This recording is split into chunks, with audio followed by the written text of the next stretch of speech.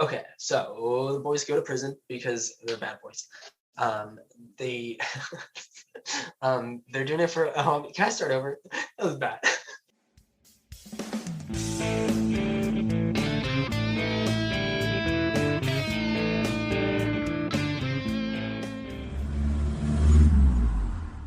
Hello and welcome to Driver Picks the Podcast, the show where we talk about ghosts, queer road trips, and free will through every episode of the CW series Supernatural. Today, we are exploring Season 2, Episode 19, Folsom Prison Blues, through the theme of protection. I am Abigail, your host. My pronouns are they, them, and joining me today are two returning friends. Do you both want to introduce yourselves again? Sure. Hello. I'm Elena, pronouns are she or they, and I was on episodes 214 and 215. I'm a very long time Supernatural fan for like the last decade. I know way too much about this show for my own good. I'm just really excited to be popping in for another episode. I had a lovely time last time and excited to continue the fun. Glad to have you again. I'm Noah. I haven't watched enough of the show, I think. I've been on a few episodes, seen the first half of the first season. I liked today's episode. It's fantastic. I'm excited, ready to talk about it. Excited to hear your thoughts on it as someone who has not seen as much of the show. Yeah. It was a good one. I liked this one a lot. Yeah, I'm just excited to have someone on the show who like hasn't seen the whole thing because it's going to help me to like curb my spoiler talk and to not say as many of the things that I could. Exactly. See, I know a good deal of spoilers because I existed in the world of Tumblr and the internet, so I know a bunch. It's hard to be on Tumblr and not know lots of stuff about Supernatural against your will. Yeah, quite a bit.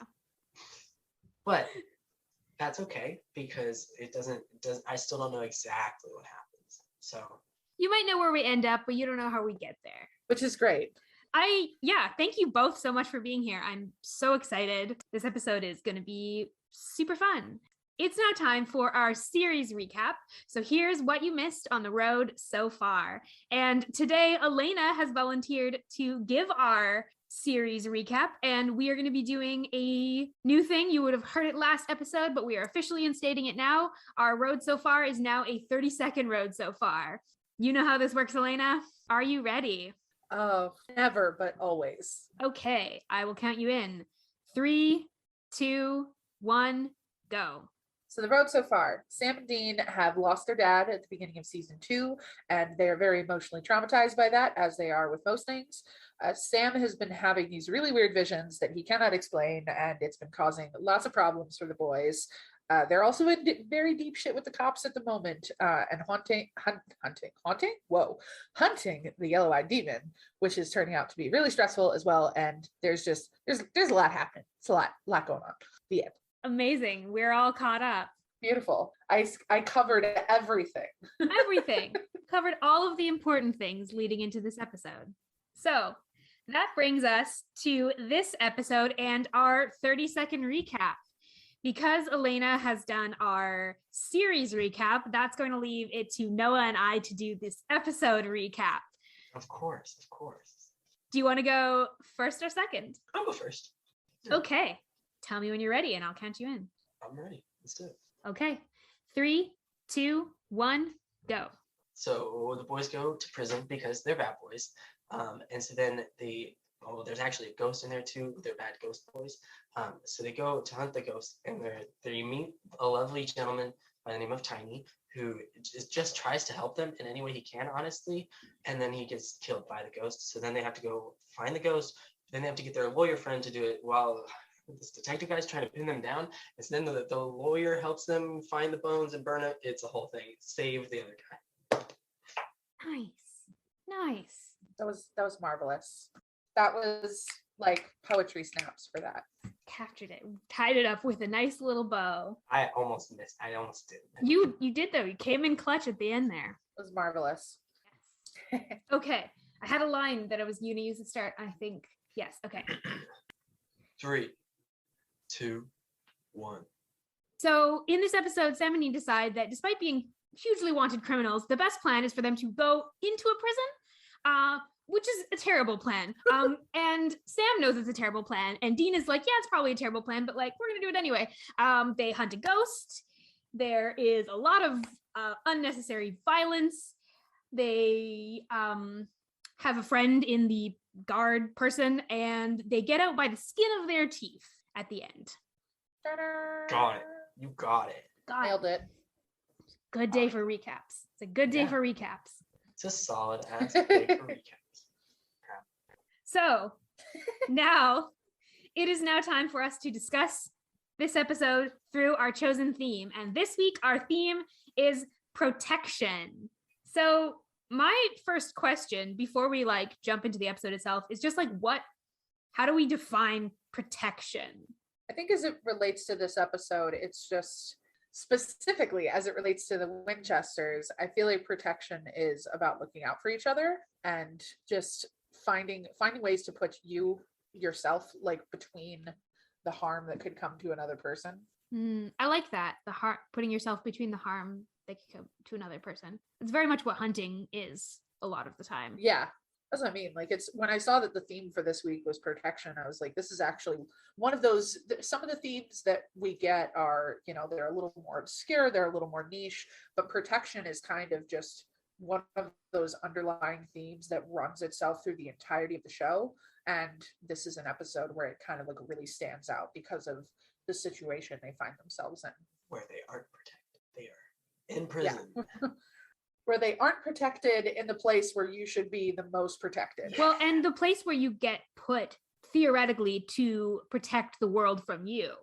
Yeah, and there's a line that we'll talk about a little bit later in the episode where that like really stands out with Dean, just pointing out like how he and his brother are not the bad guys, but we'll save that for when we get to it. It's a really good point though. I think it's interesting how Elena pointed out, putting yourself between harm and somebody else that you care about is how the Winchesters view protection, which sounds a lot like self-sacrificing too, which the fact that they see those in the same realm, a little healthy.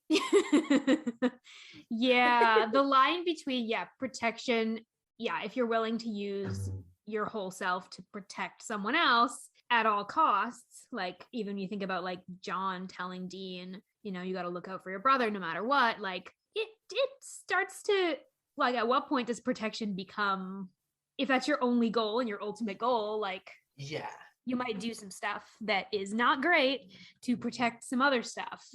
Well, and what's interesting there is that this whole season kind of starts with an act of protection because, it's like the choices that John makes to protect his sons are kind of what lead them into this direction where they're in prison and they're dealing with the situation. Like, it's all because of what John did and what he sacrificed to protect his sons. But also like what he sacrificed to protect the world from his son, particularly, because we know that like interesting. Yeah. Noah just gave a look and I'm like, Noah hasn't seen this yet, but so Noah doesn't know. So a little spoiler for you, Noah, Sam's as you catch like up. The trouble child. We know this. Yeah, and there's this whole thing like John tells Dean that if he can't save Sam, if he can't protect Sam, then he has to kill Sam.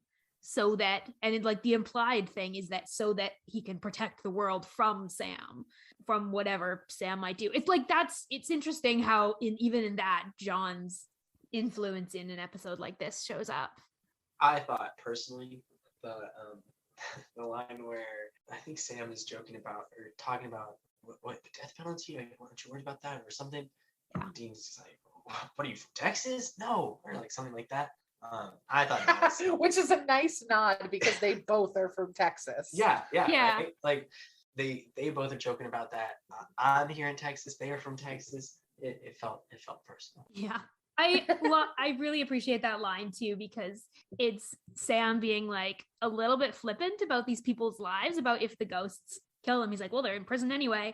And Dean's like, what the hell? Like, just because the line is just because you're from Texas, just because these people are in jail doesn't mean they deserve to die. Yeah, which is facts. That's such a Dean line too. Like Dean really, he said ACAB, and I appreciate that from him. Yeah, straight up. Second time this season that Dean has taken a very distinct, like anti, it's interesting. Prison industrial system. Capital punishment.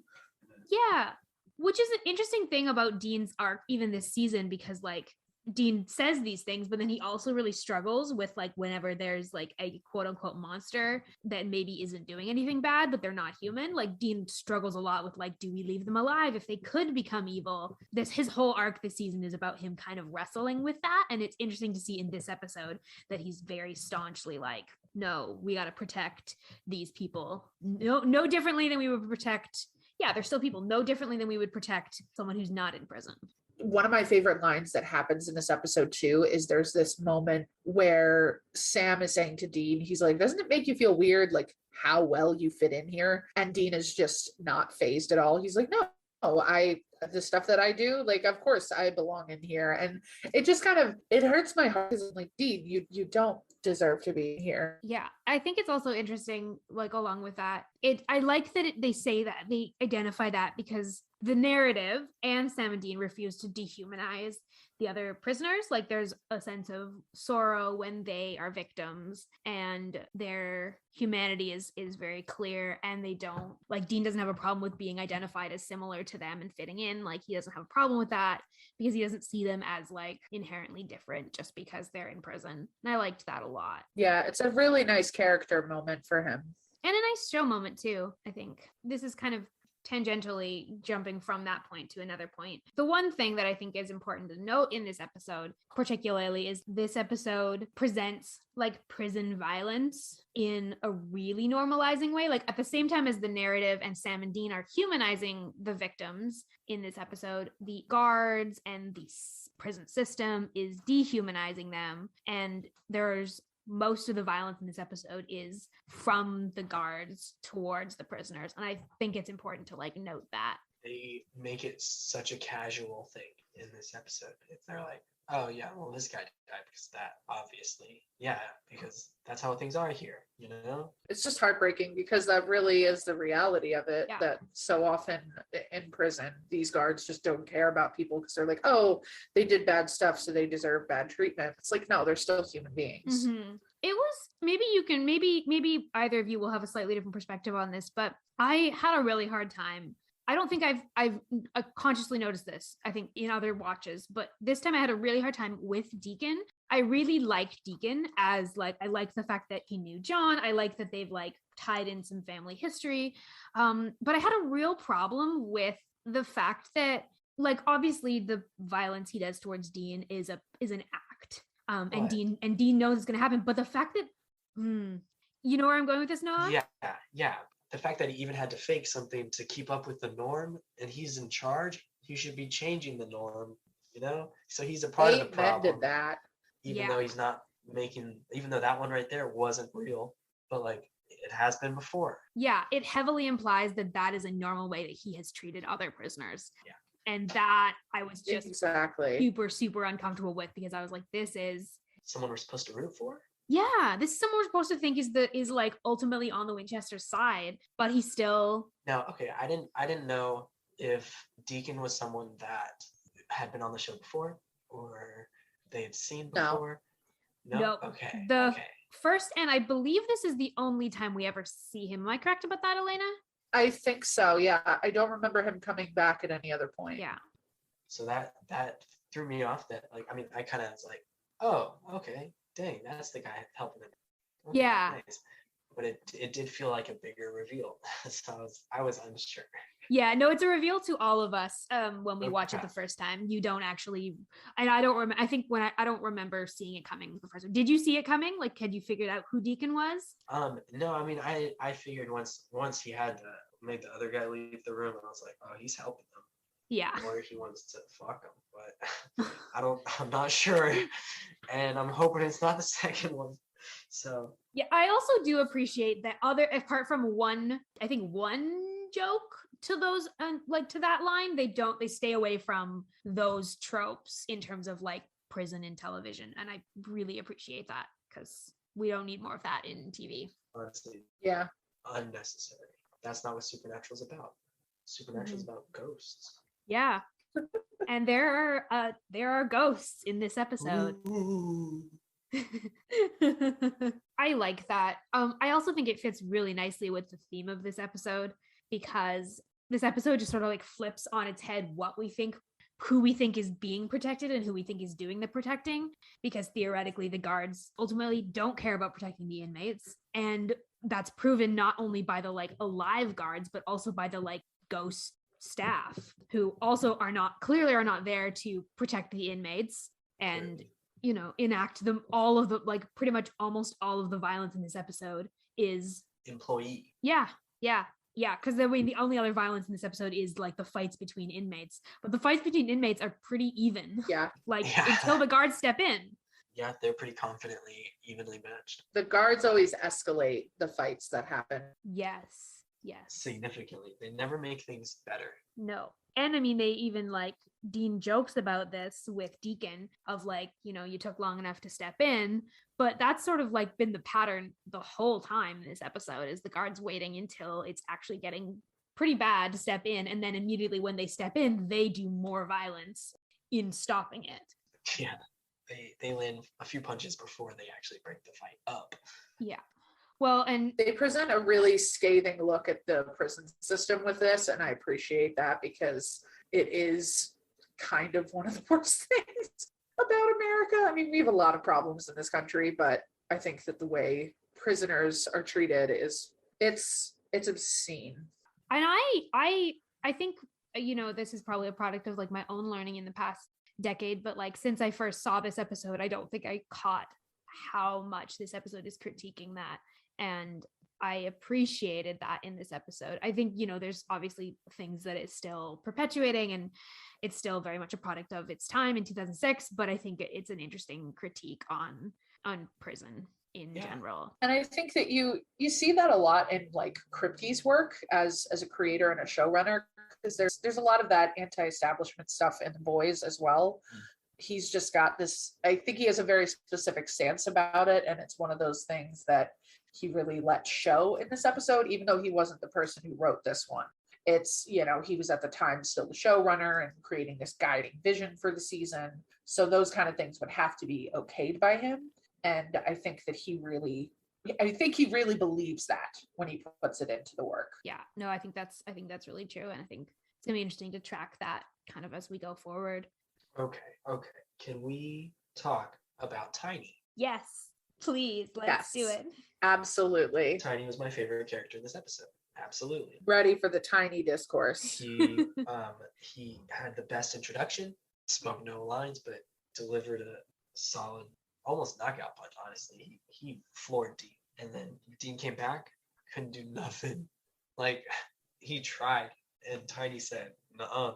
Okay, but then they sit down and later, and Dean has such a good moment where he apologizes and said, I can't explain why, but I just needed to get you angry.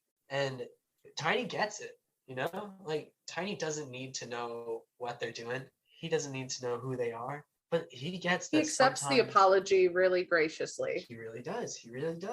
And I think he's on board with the con. He said, like, oh yeah, you need a distraction? Hey, I get that. Did they get up to whatever they're doing? Yeah, hey, that's totally fine. Like, I get it. I really do have self-esteem issues, and that got me. Yeah, it did. I said, oh, damn, Tiny. Oh, buddy.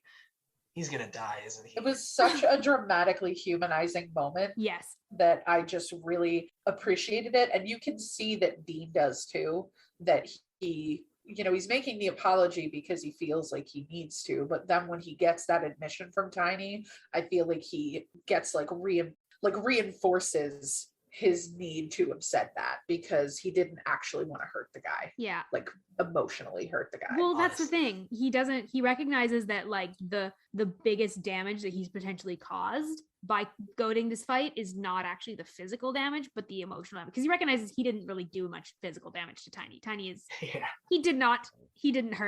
couldn't really physically hurt Tiny. But he recognizes that he has had this ability to like emotionally cause a lot of damage by picking at something that could have been an insecurity. And then when Tiny admits that is what it was, I also just like in that scene the way they film it and the way they frame it. Like, you see silhouette. The silhouette. Dean's posture is very vulnerable and open, and very much like he is trying to repair any damage he's caused. And Tiny just is. But Tiny has his back to him. Yeah. So he's not like, he's leaving himself unprotected from any sort of like attack through the bars or whatever. So he's also leaving himself That's true. vulnerable too. He's not like, if I had just been in a fight with somebody, I wouldn't sit with my back to him, you know? No, that's even a really good point. Even if there's multiple bars in the way in between us, Yeah. I'm not. And also, like, realist, like, I'm not. Tiny's a he responds to what Dean says. He could have just told him to fuck off, and honestly, that would have been fair given the circumstances. You know, Dean Especially was an asshole. He was a real insecurity, so he was actually genuinely hurt.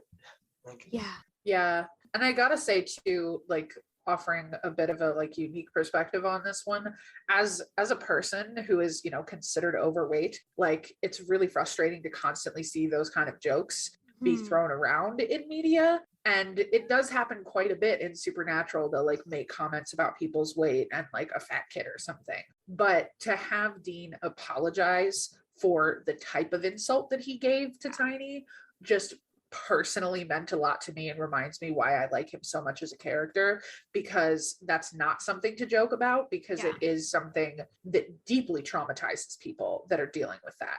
And so I just really loved that moment where he apologizes that he said that, and also that Tiny acknowledges, like, yeah, that kind of thing really hurts my feelings. Yeah, I think that it's one of those things. Every time I see this episode, I like cringe with that initial line, because you know, because of like the kind of joke that it is, the kind of goad that it is, and because Supernatural does not have a good history of handling those well. I think this is one of the few times where that's the case, where they actually do respond in an appropriate way. Like, do I wish that was not a joke, that was not maybe where Dean went with that, but do I appreciate that he then went, this, he took that extra step to apologize because he knew that what he said was unfair and unnecessarily cruel. Honestly.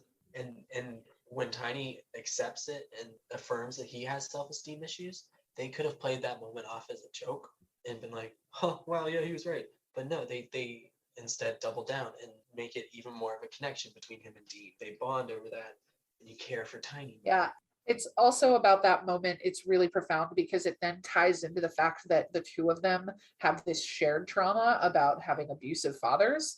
And I think it's one of the first times in the show where you kind of, because I don't think he even really says anything about it, because you're just watching Dean listen to what Tiny's saying about how his dad was really abusive or whatever. And the way that you just see Dean's facial expressions, it's like this kind of feeling where you know that he knows what Tiny is talking about. And it's one of the first times, I think, you know, you get a lot of that in season 2, these moments of realization from Dean where he recognizing like just how messed up his father was to him. Mm-hmm. I think that I really like that they use Tiny's story as a little bit of a mirror for like Dean and Sam and their relationship, and like they're also their relationship with John, because I think we've talked a lot in this season about how Dean's perception of John has shifted since John's death. Like, now that he no longer needs to see John as a good father, he like can start seeing him for what he really was and start seeing him for the abusive behavior that he was. And it's really interesting whenever a mirror character shows up, because like Tiny says, you know, like, my old man treated my brother and me like crap until the day he died. And Dean asks how he died, and he says my brother shot him. And it's really interesting because, like, again, we saw the tension between John and Sam like bubble and bubble and bubble. And then we had like John telling Dean they had to kill. Like, we have all this like stuff with the Winchesters, and like, if things had gone a little differently, like, could have been them. Like, honestly, could have been them. And this is not the first time we've seen that. Like, even like with Max back in season 1, they say, you know, they talk about how Sam talks about how, you know, like, if things had been a little worse for us, like with Dad, if Dad had been a little bit less controlled, it would have been even worse. And it was already bad. And I think it's just interesting. I appreciate that they take that seriously in this episode. They recognize that like the reason, and it's like heavily implied that the reason Tiny is here is because he took the rap for it, or something similar, or was an accomplice or whatever, however, but like that it's really ultimately his trauma that's led him here, and that he does not deserve to be judged for that trauma. And that this is like the worst possible conclusion for him, is like he ends up like literally like doesn't survive, and it's Tiny's one of these like really, really tragic victims that I just am sad about. But I think Dean sees himself in Tiny too, because if Dean assumes that Tiny's there because of maybe taking the rap for his brother, Dean would be like, oh yeah, I'd definitely take the fall for Sam. Oh no, Noah. That's such a good take. It's a good take, especially for the end of season 2, which you haven't seen yet, Noah, but especially for the end of season 2. It's a good... That concept of Dean taking the rap for having a feeling. It's fine. Listen, Noah, it's a good joke. It's a great joke even, but I'm gonna need you to stop. Go sit in the corner and think about what you've just said. Yeah. I'm sorry. But that being said, very valid point. Absolutely. Yeah. Good. Yeah. Super painful observation. It's fine. But unironically, Tiny was my favorite character. Yeah. Very fitting. Absolutely. Is there any other notes that either of you, any other things you want to talk about in terms of protection in this episode? Yes, actually. Okay, I thought it was weird that they said that the lawyer-client confidentiality wouldn't apply anymore, because I was under the impression that applies constantly. Yeah, I actually don't know, but I also was under the impression that, yeah, because theoretically, like if she, though I guess in terms of like she could still, I don't know. If she's withholding evidence, but like that's the lawyer's whole job sometimes. Yeah. Well, yeah, because exactly. is she still there? If they've escaped, is she still their lawyer in that time while they're escaped? Or is, okay, I guess this, I'm looking it up now. Yeah, this would be in, what state is this in? This is true. in, what state is, I looked at Folsom Prison Blues without Supernatural on the end, and of course I just ended up with the Johnny Cash song. Fair.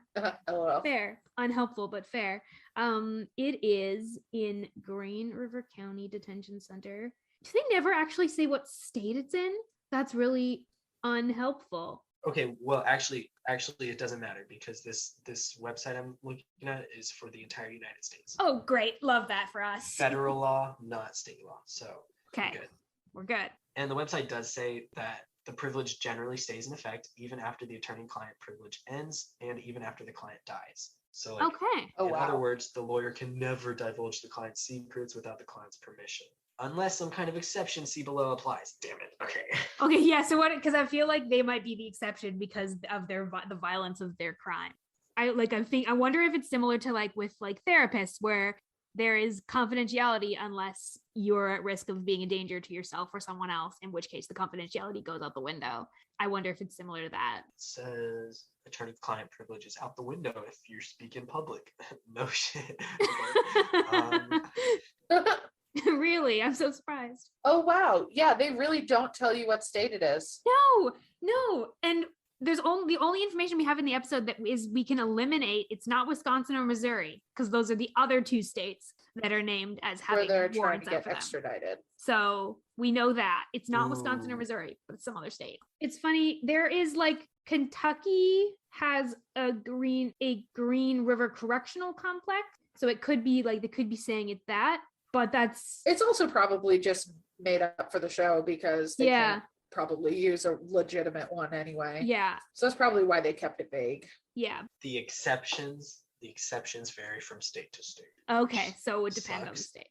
But it does say if a client initiates a communication with a lawyer for the purpose of committing a crime or an act of fraud in the future, it does not apply. Likewise, most states allow or require attorneys to disclose information learned from a client that will prevent death or serious injury. Which would definitely apply in this situation because like they are being accused of like grave robbing and grave desecration and escaping prison. And they're like murder, and the fact that like the information that they had was about where she was buried. So like not hard to be like to argue to a judge that I told them that they were likely going to commit a crime. Yeah. Okay. So depending on what state they're in, it probably didn't apply, or possibly. Anything else on protection? Yes, I really did love, I mentioned this earlier when we were getting into the beginning of the episode, but the line in which Dean says, "I'm not what I say I am. I want you to look at me, really look. Am I guilty? We're not the bad guys." That scene, like, it's just it relates so much to Dean and Sam being these people that protect others. And I just love the fact that when he's talking to this lawyer, he's like, really look at me, like actually see who I am, because it's so obvious when you like look in Dean's heart that he's not hurt people, he's trying to save people. Yeah. And so that's one of my favorite moments of the whole episode when he does that, because this woman has been having doubts about them to begin with. She's like, this is not a really well put together case. There's a lot of holes. And so I think that she's really well primed to believe that they're not actually the bad guys. And then Dean actually saying it is kind of like a confirmation for her that they're trying to protect someone, not hurt someone. Yeah. And I like that a lot. I like that this like public defender I also like that she takes her job seriously. Like there's a couple other times where we see public defenders in the show that don't really care. Or that assume guilt. And I like that, again, in this kind of flip in this episode, she is very concerned with actually figuring out what happened. She's like actually paying attention to the discrepancies of this case. She doesn't want them to, Which Dean also mentions in that scene when he says, like, if you're the type of lawyer that I think you are, or like something along those lines, then you can look at me and say, if I'm a good person or not. Like that whole bit, he makes a judgment about her, assuming that she's one of the good guys. Yeah. Just by looking at her, doing the same thing that he asked her to do. Yeah, he's expecting her to want to protect people as well. And he's banking on that. It's also a really nice callback to episode 7 of season 2, which is The Usual Suspects. I'm not sure if you've seen that one yet, Noah, but you'll get to it. And it's just, that's another episode in which they deal with law enforcement, and, they have a public defender who's kind of like more haphazard and doesn't really do his job as well. But that's another episode where you get this character who is law enforcement and who sees the good in them and is willing to trust that, even though it goes against everything that she should do as a law enforcement person. Yeah, that's a really good connection there. Well, I think that is going to end our theme discussion for today. But we're going to move into our Going Meta segment, where we're tracking lore, the Bechdel test, pop culture, and more. So first off, do we pass the Bechdel test today? Not even close. Nope. We had the lawyer. We had the ghost. Oh yeah, the ghost was a woman as well. Was there a woman guard? Maybe. No, I don't think there was actually. Then I think that's no. it. Because silly Noah, women can't protect things. Damn it. I forgot. It's also the only like note I had in here was that like Hendrickson, which we didn't even really talk about Hendrickson in this episode. We'll get other chances. But Hendrickson is like weirdly infantilizing to the public defender, where he literally says, I absolutely hated that. He says, let the grown-ups do some work. I'm like, come on, like you might disagree with her because you've put this case together, but like you don't need to infantilize her. Yeah. Condescending. You don't need to treat her like a kid. Would you dare to say that if it was a male, like if it was a male lawyer? Like would you have said it that way? I don't think you would. If you disagreed, like if you disagreed with a male, if it was public defender was male, would you have phrased it like that? Would you have called her a child? No. It hurts. I do not think you would have. There's not a chance, or they wouldn't have written that in there because they were just shitty. Yeah. And like I really appreciate Hendrickson as a character, and I think like I really like him, and overall I think he's actually really good at his job. I have a lot of respect for like what he's trying to accomplish because he does skills. Yeah, and he does think that they're like murderers and grave robbers, so like fair, he should be hunting them. That's very valid. Yeah. They do some of that. This is one of the only moments with him that I'm like real cringe. Fair. This is not a great look on him. No, it's not. So next we have our lore check.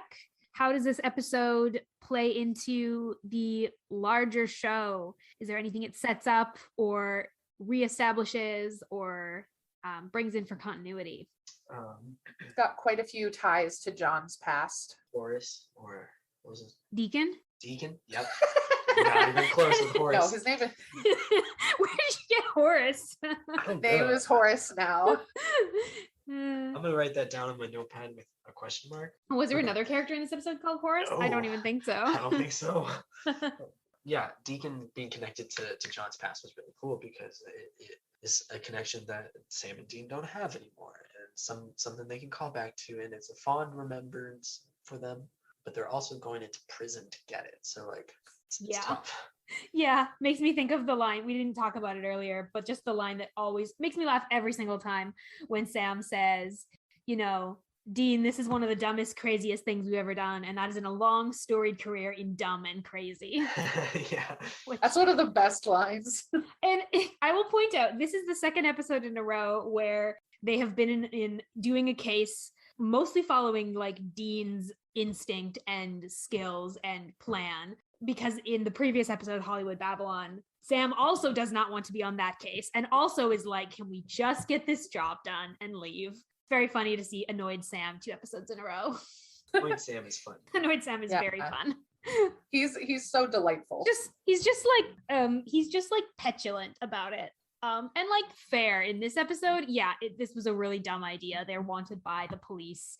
Like they know an FBI agent is looking for them and they're going into a prison. Like Come on, guys. That's real dumb. Like I get that you want to pay your debts to Deacon, but that's Sam's energy reminds me of this one John Mulaney quote, but I'm going to replace the word small with the word tall. It's like, I'm very tall and have no money, so you can imagine the stress I'm under. Yeah. Sam in a nutshell. Yeah. Oh.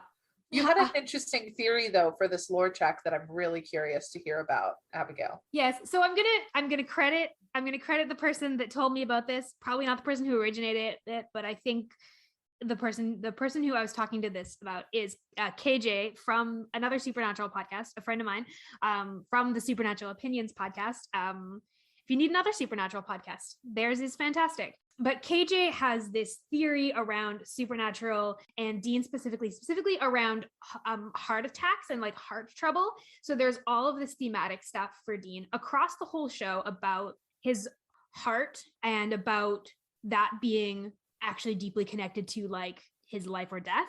So in season 1, the first time that he almost dies is from a heart attack. It's also connected to like sexuality pieces, which are really, really interesting. I'm not going to go super in depth in this, but the reason I connected it here is because this is another episode where Dean almost dies from a heart attack because the ghost nurse tries to kill him. It's like by like simulating a heart attack. Oh, we're gonna have a whole separate conversation about this later. That could be a bonus episode in itself. Yes. So that is the basis of that theory is that like that's always been the way that Dean, whether it was like destined to die or always been like that, because it happens in season 1 where he almost dies and kind of cheats death, and that death is by heart attack, that he cheats in season 1, that then is the most likely way that he dies across the show. And it's fascinating to kind of watch how many times. It's like in the same way that like Sam gets hit on the head a whole lot. Like Sam is constantly being knocked unconscious. Like Dean is constantly having someone like try and kill him by stopping his heart. Fascinating. Wow. Yeah. Oh my goodness. I could write a whole dissertation. Credit to KJ for that. I also talk a little, KJ and I talk a little bit more about this they have a headcanons episode that is coming out. I'm not sure at the time of this recording if it will be released at this point. If it is released, I will link it in the show notes. Beautiful. Because it's a really fantastic, we got to talk about a whole bunch of Supernatural headcanons, and this one we go into more depth on. So yeah, but I just wanted to connect that to the lore because it's a fun theory. That's fantastic. Oh, yeah. Next, we have location. So we're just going to talk about the story locations. We kind of established we don't know where this episode takes place. And I think that was deliberate. Yeah, they do state that the lawyer states that there are 5 other states that have paperwork to extradite them. We know one of those states is Wisconsin and one is Missouri. I don't know which other 3 that they're referring to. I couldn't find anything on it when I looked it up. It's probably more minor things that they got in trouble for. Yeah, I just think it's interesting that we don't. Yeah, I'm just curious because of the. Yeah, I'm just curious about it. We don't really have an answer or need one. Now they're being deliberately sus. Yeah. And Hendrickson has put together a case that has enough information for 5 different states to try and extradite them. Yeah, so it's got to be something big. Yeah. Because as mentioned, they're bad boys. They're bad boys. Bad exactly. boys for life. That's our whole job, is to pick apart every part of this episode, figure out where they messed up. Yeah. Okay, next we have pop culture references. There is a Zoolander reference. Blue Steel. Yeah, Iconic, honestly. I just love how casual Dean is during that whole sequence. Like he's treating it like he's having fun. Like he's He so is having excited to have a fun. He's mugshot, having like the sweetie. best time. because they walked into this situation. They knew what they were getting into. This was a plan. 100%. Sam looks like more worried, but like still confident. Yeah. But Dean's Dean is cocky as hell. It reminds me of like earlier in the season where when they first get on the FBI's radar, or it might actually be in season 1, and they're like looking and pointing out the fact that like Dean is like wanted in several states, and Sam is like, was there anything about me in there? And Dean's like, haha, no, there isn't, you innocent young that's one. season 2. It's I think it's only a few episodes ago. Yeah. It's very funny. It was right after Right after The Usual Night Suspects, isn't it? Shifter. I think is it after Night Shifter or is it after The Usual Suspects? No, it's Night Shifter. Oh, interesting. No, it can't be. think It it can't was Night be. Shifter. No, it can't be because they're both on the FBI's radar by Night Shifter. Oh, that's true. So it must be after 207. Anyway, none of that's very important. Or very, But anywho, but anyhow, professional podcasting proved.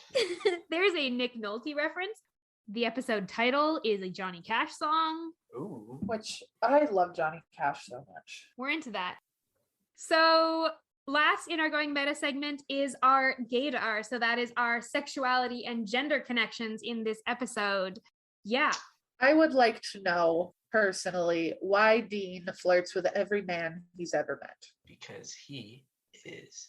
A noted bisexual. Yes.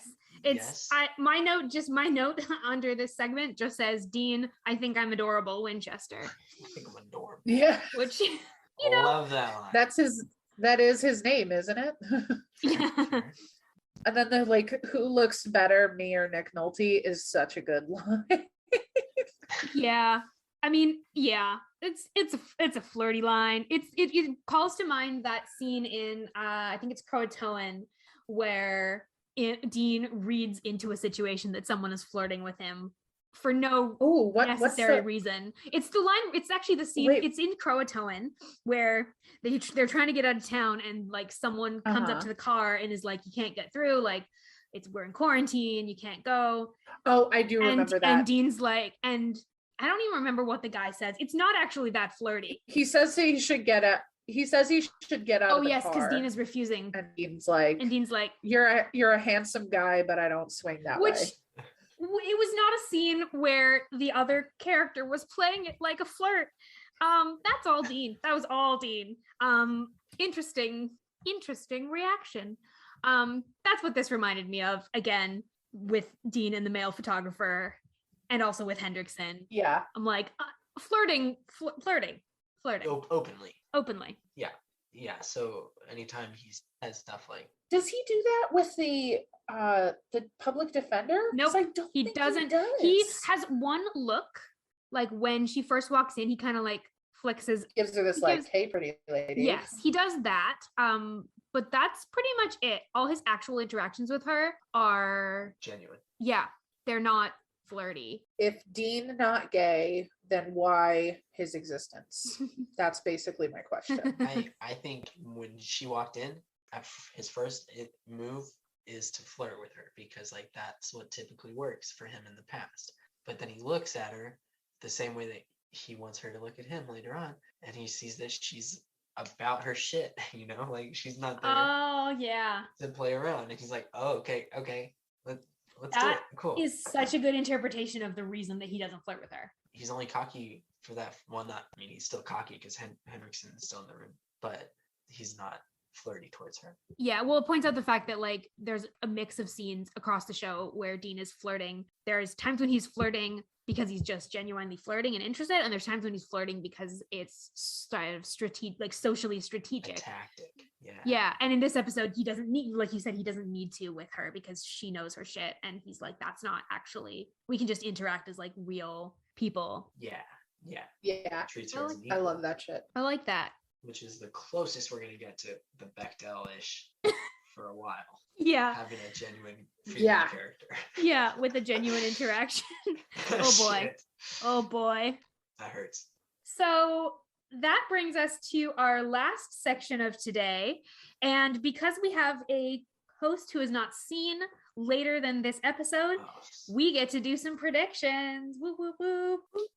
I am so excited to hear literally anything that you have to say. So my question, Noah, is the next episode is called What Is and What Never Should Be. We have 3 episodes left in the season. Based on what you've seen and what you know, what do you think is happening in the next episode and or what's coming? It's called. I think it's what is and what should never be. Oh, thank you. I always mix those two up. It's what is and what should never be.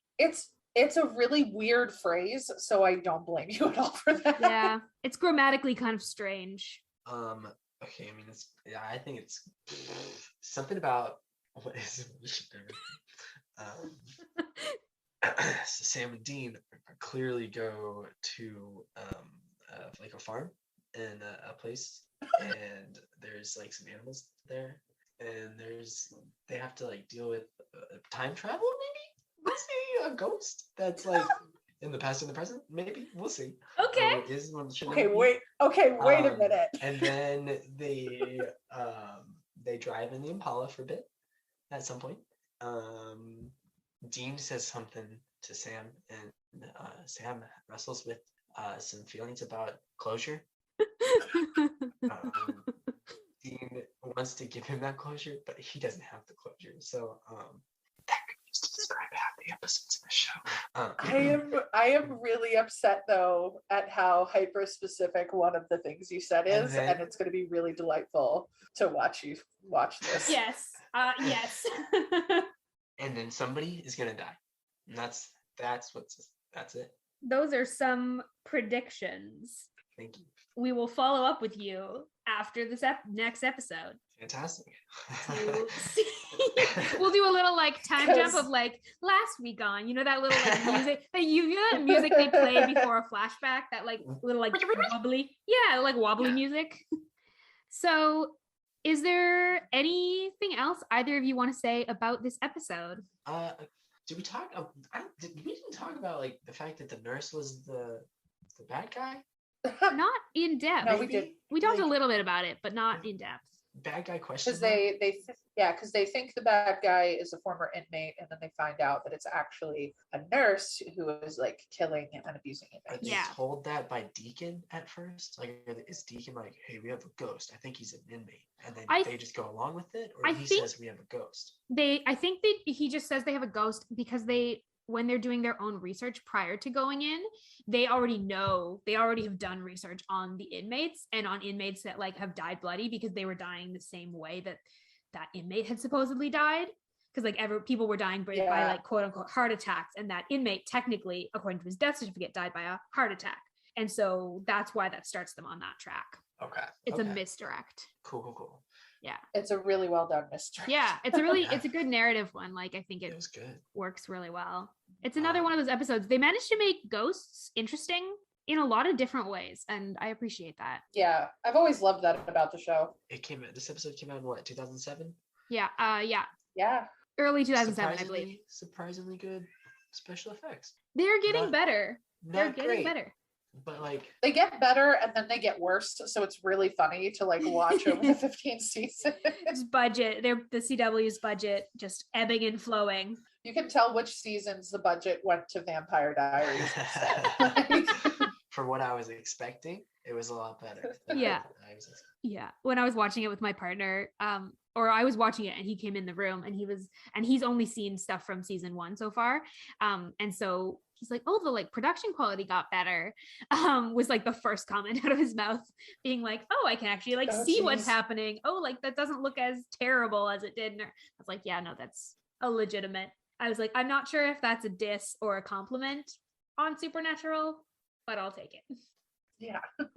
So yeah, I think that's going to bring us to the end of our episode today. It was a fantastic episode. Enjoyed every minute of it. Yes, thank you both so much for being here. Thank you. You did fantastic. Yeah, thank you both for your insight on this episode. I really appreciated hearing them all. Thank you for having us. This was delightful as always. Honestly, such a great time. Every single time, 10 out of 10. Yeah, we here at the podcast, we actually have some really exciting changes coming in the next few weeks. So Yes. thank you for that sound effect. We are really, really excited about them. You can follow us on socials and listen to our next couple of episodes. We're going to be rolling some of that out. We will be teasing some of that in the next couple of weeks, and we're really excited to be getting really close to season 3. You'll be hearing from Noah and Elena again soon as well. Super, super stoked. You haven't seen The Last of Us. No matter how Cryptic, badly you may ominous. want to, we'll be back. Yeah. Don't worry. It's like I don't know if that's like a piece of encouragement or a threat, but we'll take it as a good one. Yes, always. So that is the official end of our show today. You can subscribe to Driver Picks the Podcast wherever you get podcasts, and come talk to us on Discord or follow us on social media for bonus content. And the link to all of that is in the show notes. Be sure to join us next week as we discuss season 2, episode 20, What Is and What Should Never Be, through the theme of redemption. Thank you all for coming along for the ride, and we wish you a peaceful road until we meet again.